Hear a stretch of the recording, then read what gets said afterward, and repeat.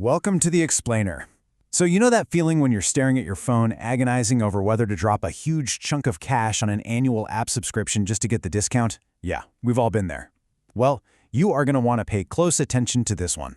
Back in April 2026, Apple quietly rolled out a pretty massive change to how subscriptions work on the App Store. It's a totally new model, and honestly, it's going to completely change how we pay for apps, how developers market them, and, really, how we manage our digital wallets.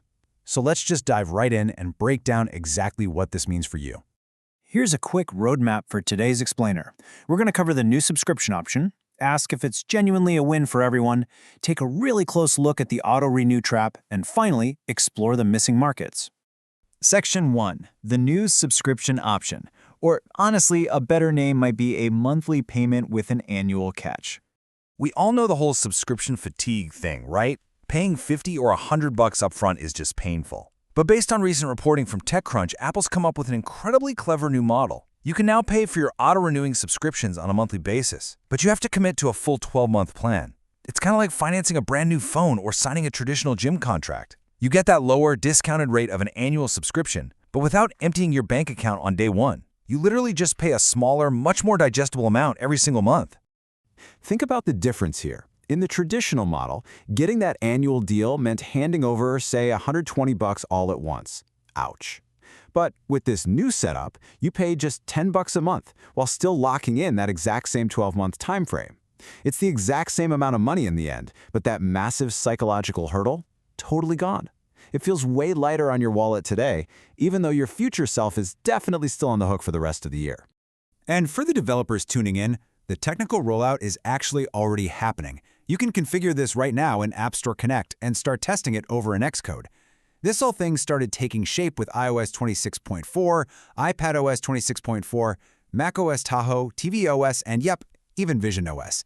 But the full polished release really hits its stride with the 26.5 software updates rolling out in May 2026. So we're talking about a massive, comprehensive rollout across the entire Apple ecosystem. Moving right along to Section 2, a win for everyone, and why exactly Apple is formalizing the hack. So we gotta ask, is there a deeper strategy playing out here? You've definitely seen this trick before. App developers have basically been hacking their marketing for years. They'd hit you with a massive price tag that screamed $5 a month, but then in tiny, almost invisible text right at the bottom, it would whisper, billed annually at $60. They were using these monthly equivalents just to highlight the discount and push users who were on the fence into a long-term commitment. Well, by introducing this new model, Apple is essentially formalizing that exact practice. They're bringing it out of the shadows and laying down strict policies for how these offers are displayed so customers aren't misled about the actual true cost. When you really break it down, the benefits do seem to go both ways. For users, the primary perk is getting those discounted rates over time without taking a huge financial hit right out of the gate. It makes those premium apps way more accessible for all of us. And for developers, the big win is predictable long-term revenue. By offering a super manageable monthly payment, developers can push those hesitant users off the fence and lock in a full year of income that they can genuinely rely on to build their business. It's a pretty brilliant compromise, really. All right, Section 3, the auto-renew trap. This is the fine print reveal. Because let's be real, in the world of subscriptions, there is always a catch. Here is the harsh reality hidden in that fine print. As Apple points out, since you are agreeing to a 12-month commitment, you can absolutely hit that cancel button at any time. But, and this is a really big but, those monthly payments are still going to be deducted from your Apple account every single month until that original 12-month term is totally finished. Actually, let's be super clear about this. Canceling doesn't stop the payments at all. It just means the plan won't renew for a second year. It absolutely does not get you out of the year you already signed up for. Which brings us to arguably the most dangerous number in this entire explainer, 12. Remember, these are auto-renewing subscriptions. If you forget to cancel before that 12th month finishes, you don't just get billed for a 13th month. No way. You instantly get locked into a brand new full 12-month commitment. So if you aren't hyper-vigilant about managing your subscriptions, this super convenient payment plan could very easily snowball into a multi-year financial drain. Thankfully, Apple isn't totally leaving us hanging here. They are providing some robust transparency tools to help you avoid this trap.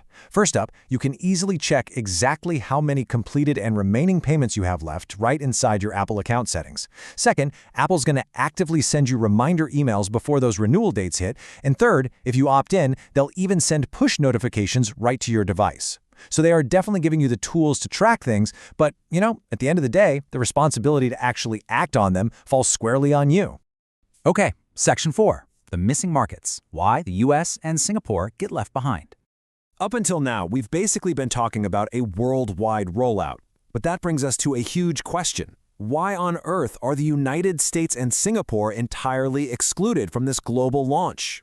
Apple launched this thing across all their operating systems globally, and yet if you happen to live in the US or Singapore, developers straight up cannot offer you this monthly payment for an annual plan structure at launch. The reasons for these exclusions really boil down to some super complex legal and regulatory hurdles. Let's look at Singapore first. That market already has highly sophisticated payment systems mixed with incredibly strong consumer protection rules. So Apple likely just needs a bit more time to make sure this 12-month lock-in mechanism complies perfectly with the local laws over there. But for the United States, the core reason is much more combative. It's completely tied up in ongoing App Store litigation. Specifically, this U.S. exclusion is tied directly to the ongoing, incredibly high-stakes court battle between Apple and Epic Games. The courts right now are heavily scrutinizing exactly how Apple runs the App Store, particularly when it comes to how developers are allowed to charge for subscriptions and how alternative payment methods are handled. Looking at the facts impartially here, it is very clear that Apple is carefully navigating this litigation. They likely just do not want to introduce a brand new, highly complex contract and billing structure in the US until the Epic Games matter is totally finalized and the regulatory dust has completely settled. So, the crucial point we need to walk away with is this. The digital marketplace is evolving, and it is evolving fast. Apple is formalizing developer hacks and lowering the barrier to entry for expensive apps, sure, but they're also tying us to much stricter, long-term contracts. As these options get more and more complex, we really have to ask ourselves, is the flexibility of monthly payments on an annual commitment a lifeline for your wallet, letting you access premium tools affordably? Or is it just a smarter, shinier trap designed to lock you into subscriptions you are eventually going to forget to cancel? It's a genuinely fascinating shift in consumer tech, and one we are all going to have to navigate really carefully. Thanks so much for joining me for this explainer, and hey, I highly encourage you to go check those subscription settings in your Apple account right now.